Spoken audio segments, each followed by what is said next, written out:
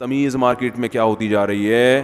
Short ہوتی جا رہی ہے. تو کتنا انہوں نے کہا بھائی آپ اپنی رائے پہ ان کو فتویٰ دے دیں اگر آپ کو اس پہ اطمینان. میں نے کہا مجھے تو اس پہ اطمینان ہے, حالانکہ میں تو بہت چھوٹا آدمی ہوں ان کے حساب سے. تو لیکن کتنا بڑا دل. تو یہ چیز اپنے اندر پیدا کریں, اور گھر کے بڑوں کے سامنے بھی.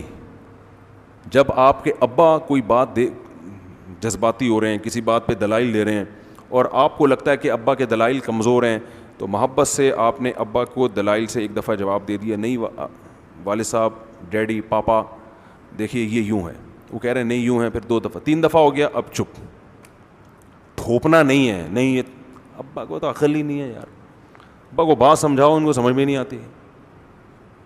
اب غلط بات تھوڑی میں مانوں گا ابا کی, ابا کوئی میں غلط بات, کوئی ناجائز بات ہے نا شریعت کی 100%, وہ تو نہیں مانو, لیکن گھر کے بڑے کے سامنے اپنی رائے کو بولو, چھوڑ دیا کرو. اس میں یہ نہ کہا کرو کہ میں دلیل کو مانتا ہوں کسی کو نہیں مانتا. بھائی جان تھوڑی دیر کے لیے آپ دلائل کو ایک طرف رکھ لیں, ٹھیک ہے دلائل آپ کے مضبوط ہیں, لیکن اس مسئلے کا تعلق حلال و حرام سے نہیں ہے. اس کا تعلق اس سے کہ چاہیے یا نہیں چاہیے, یہ والا کام ہونا چاہیے, یا بارات میں 20 آدمی آنے چاہیے یا 50 آدمی. یہ کوئی حلال و حرام سے اس کا تعلق تو نہیں نا. ابا کہہ رہے ہیں کم بخت خرچہ تو میرا ہوگا, 20 آدمی آئیں گے. بیٹا کہہ رہے ہیں نہیں 500 آدمی آئیں گے. ابا ایسے موقع پہ کنجوسی بنتی ہے ہی نہیں. لوگ کیا کہیں گے ہمیں, بھائی چھوڑ دو یار, پہلے ابا کو راضی کرو, لوگوں کو ایک طرف رکھو. تو گھر کے بڑے کے سامنے, ماں کے سامنے, باپ کے سامنے, اسی طرح عورت اپنے شوہر کے سامنے اپنی رائے کو چھوڑ دے نا, تو شوہر کا دل بہت بڑا ہو جاتا ہے. ایسا لگتا ہے جیسے میں بہت عقل مند ہوں, اس کو ایسا محسوس سا ہونا شروع ہو جاتا ہے شوہر کو, کہ آج میری بیگم نے میری بات پہ کہہ دیا کہ میں غلط کہہ رہی ہوں, آپ صحیح کہہ رہے ہیں. وہ خوشی سے مر بھی سکتا ہے کہ اس کا مطلب مان لیا کہ میں کیا ہوں, لیکن لڑ رہے ہوتے ہیں. تو اور آپ بھی بیگم کو کہہ دیا کریں تم صحیح ہو.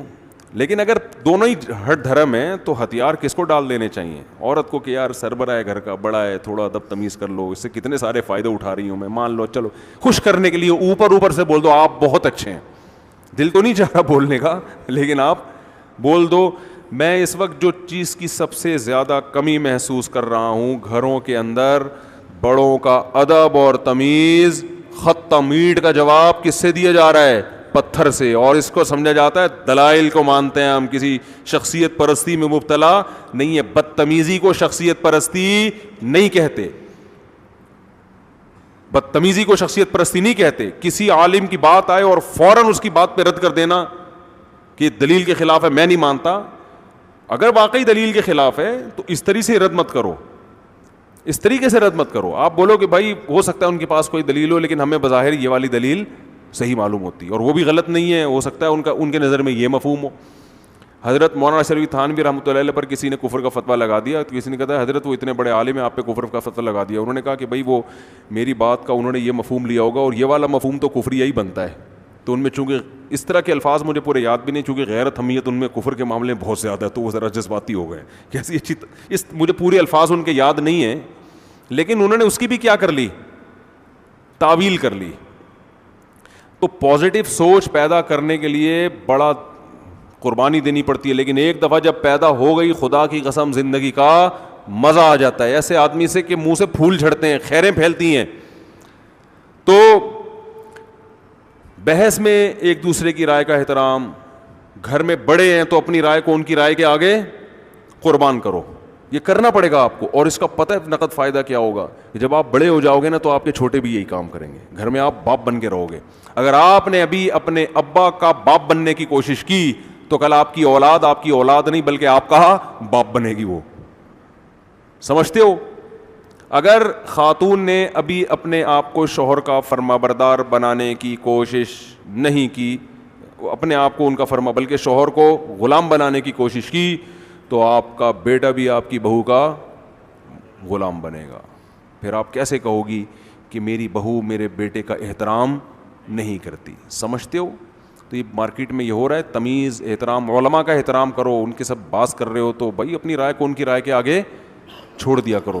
ایک دفعہ کیا ہوا, ہمارے ایک استاذ تھے, انہوں نے ایک مسئلہ بتایا اور اس پہ دلائل بھی دیے, تو فوراً کسی نے ایک بڑے بزرگ کا نام لیا کہ وہ تو اس کے خلاف کہتے ہیں. آپ اتنے دلائل کے انبار لگا دی, وہ تو اس کے خلاف کہتے ہیں. اب یہ ایسے تھا کہ ان کو غصہ آتا اور کہتے ہیں وہ غلط کہتے ہیں, ان کو کیا پتا. یہ ایسے موقع پہ انسان کے منہ سے یہ نکل جاتا ہے.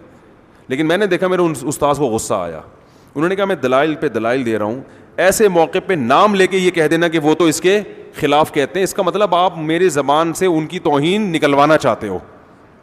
یہ بول دو کہ بھی بعض حضرات تو یوں کہتے ہیں, کیونکہ ایک طرح جذبات میں دلائل کے انبار لگا رہا ہوں اور آپ نے فوراً اس بزرگ کا نام لے کے بول دیا کہ وہ تو یوں کہتے ہیں. تو ایسے موقع پہ انسان جذبات میں کہہ دیتا ہے وہ بزرگ کیا ہیں, غلط ہیں, حالانکہ وہ ان کے بھی استاد تھے اور بڑے نیک ہیں. تو کہا مبہم رکھ کے بات ایسے موقع پہ کیا کرنا چاہیے, مبہم بات کرنی چاہیے کہ بعض حضرات یہ کہتے ہیں, تو بعض کو تو لگاؤ, بعض میں تو کوئی بھی ہو سکتا ہے نا. تو یہ تمیزیں نہ گھر میں سکھائی جا رہی ہیں, تمیز سے ہے ہی نہیں, بولتے اتنا چیختے ہیں, گھر میں کوئی آرام سے بات نہیں کرتا یار, جب بولے گا چیخ کے بات کرے گا, ایسے. کوئی باپ گھر میں چیخ کے بات کر رہا ہوتا ہے, وہ کہتے ہیں میری اولاد چیختی ہے. بھائی آپ کی اولاد اس لیے چیختی ہے کہ آپ گھر میں بیگم پہ صبح شام چیختے رہتے ہیں.